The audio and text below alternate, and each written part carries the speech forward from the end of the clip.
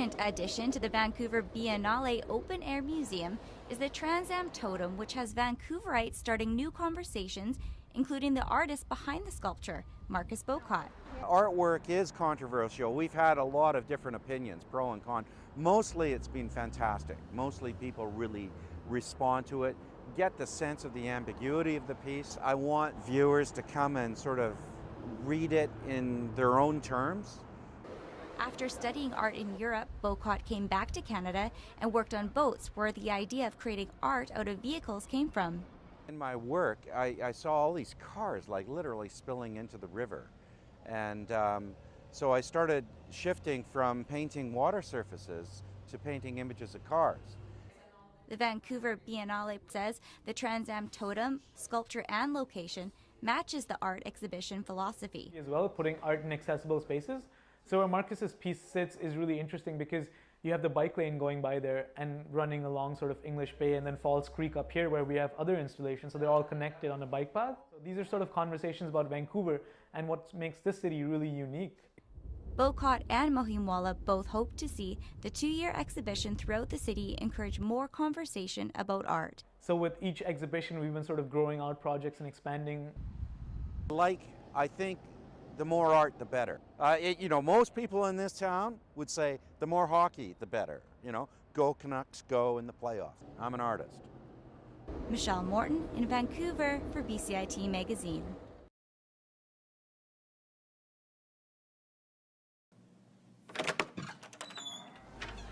If you are walking along West 4th in Kitsilano, you may notice a family business grabbing the attention of Vancouverites with their cold-pressed juice. Tragedy comes triumph. So my father 2 years ago was diagnosed with esophageal cancer, and we had to start looking for treatment for him. He decided because he was terminal that he wasn't going to be doing a chemotherapy regime. Prevost left her nursing career to focus on nourishing her father using raw fruits and vegetables and with the support of her daughters. It was just like myself, my mom, my sister, and one of our friends that was doing all the juicing, everything. And I just look back now and I can't believe we actually got through that. Well, we got a small taste of the juicery, but now we're going to go to the root of where it all began.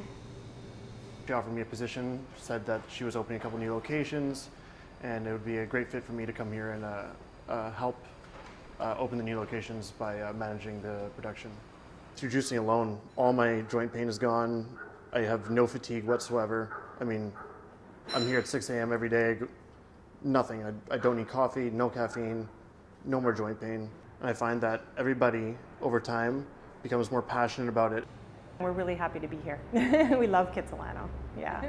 We're happy to answer any questions, any health questions, or best of our abilities, and we're always happy to research and look into things for people. Michelle Morton in Kitsilano for BCIT Magazine.